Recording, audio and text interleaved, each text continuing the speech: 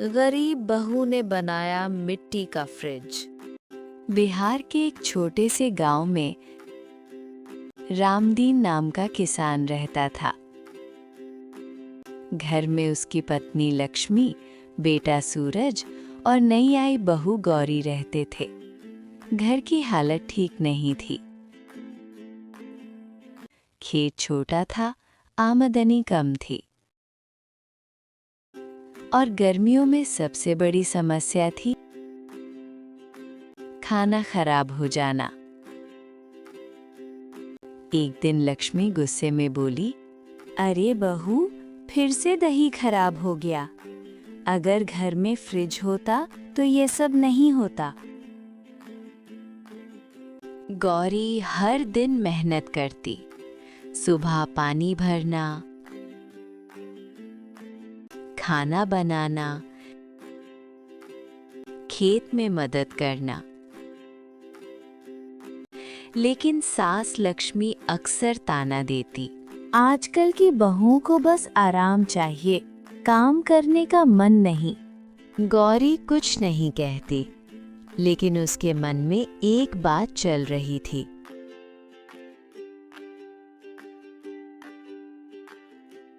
गौरी अपने मायके में कुम्हार परिवार से थी। वो बचपन से मिट्टी के बर्तन बनते देखती आई थी।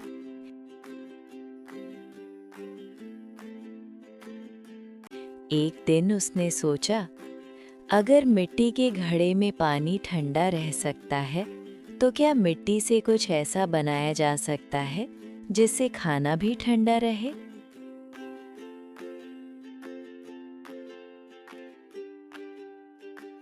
उसने चुपचाप काम शुरू कर दिया। अगले दिन गौरी आंगन में मिट्टी गूंद रही थी। लक्ष्मी ने देखा तो हंसने लगी। बहू, ये क्या कर रही हो? माँ जी, एक चीज बनाने की कोशिश कर रही हूँ। मिट्टी से क्या बनेगा? घर में खिलौने बनाने आई हो क्या? गांव के पड़ोसन भी हंसने लगे।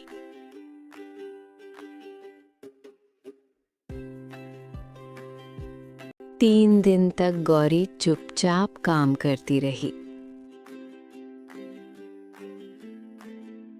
उसने 2 बड़े मिट्टी के घड़े बनाए, एक बड़ा, एक छोटा।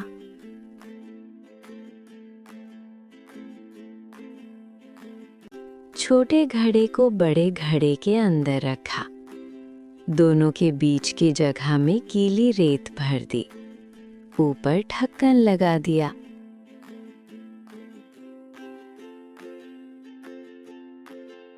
ये क्या तमाशा है? माँ जी, ये मिट्टी का फ्रिज है। लक्ष्मी जोर से हंस पड़ी।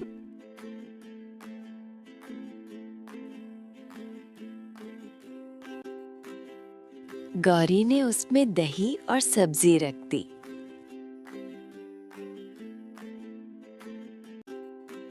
अगले दिन लक्ष्मी ने देखा कि दही खराब नहीं हुआ। 2 दिन बाद भी दूध खट्टा नहीं हुआ। लक्ष्मी चौंक गई। अरे, ये कैसे हो गया? मिट्टी ठंडक बनाए रखती है माँ जी।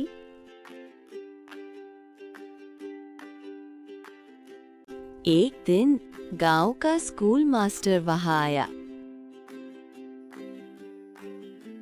उसने मिट्टी का फ्रिज देखा। अरे, ये तो बहुत काम की चीज है। अगर ये हर घर में हो जाए तो बिजली के बिना भी खाना सुरक्षित रहेगा।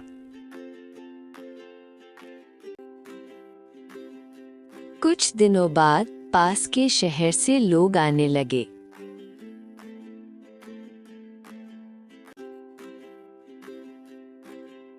सब उस मिट्टी के फ्रिज को देखने लगे।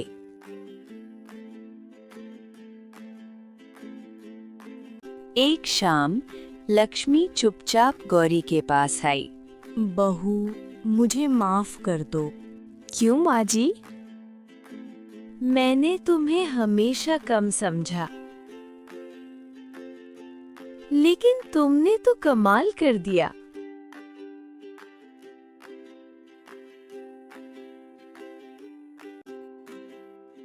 धीरे धीरे गौरी गांव की और महिलाओं को मिट्टी का फ्रिज बनाना सिखाने लगी।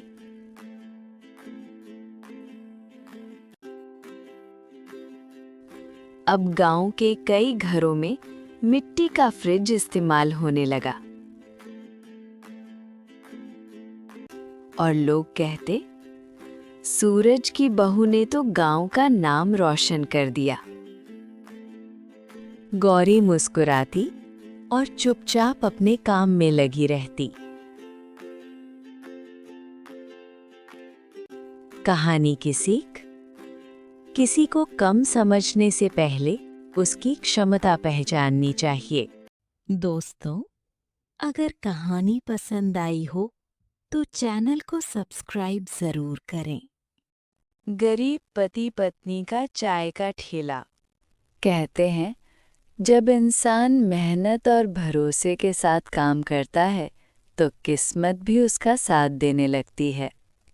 आज की कहानी एक ऐसे गरीब पति पत्नी की है जिन्होंने गांव के बस स्टैंड पर एक छोटा सा चाय का ठेला लगाया और वही ठेला कुछ सालों में करोड़ों का बिजनेस बन गया।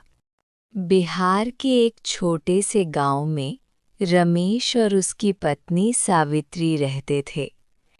रमेश मजदूरी करता था, लेकिन रोज काम मिलना आसान नहीं था। कई बार ऐसा होता कि पूरे दिन मेहनत करने के बाद भी घर में खाने के पैसे मुश्किल से आते।